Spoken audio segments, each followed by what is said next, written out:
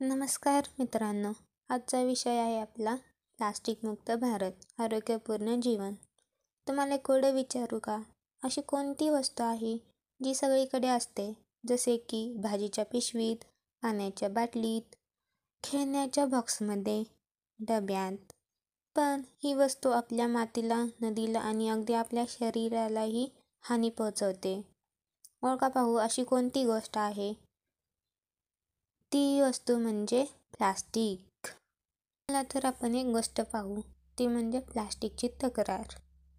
चिंटू आईसोबत बाजारात जातो. आई प्लास्टिकची पिशवी घेते.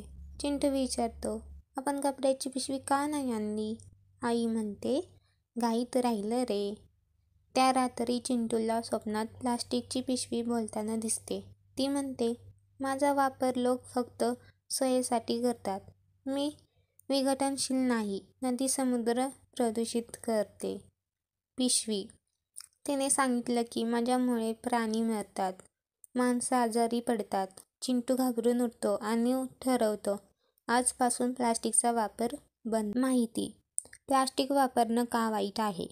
हे शेकडो वर्षापर्यंत विघटित होत नाही. नदीत समुद्रात गेल्यावर प्राणी गिळतात आणि मरतात.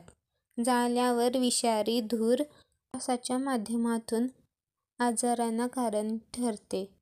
माती खराब होते. झाडे उगवत नाहीत. आपण काय करतो चुकून?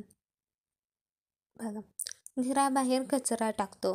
रोज प्लास्टिकच्या पिशव्या वापरतो. बाटल्या, चमचे, स्ट्रॉ फेकून देतो.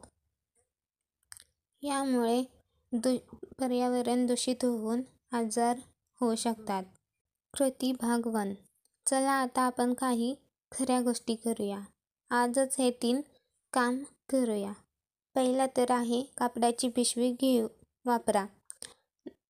दुसरं, शाळेत प्लास्टिक डे ठरवा. तिसरं आहे घराबाहेर कधीही प्लास्टिक टाकू नका. आणि हो, आपल्या वर्गात एक प्लास्टिक विरोधी संघ तयार करा.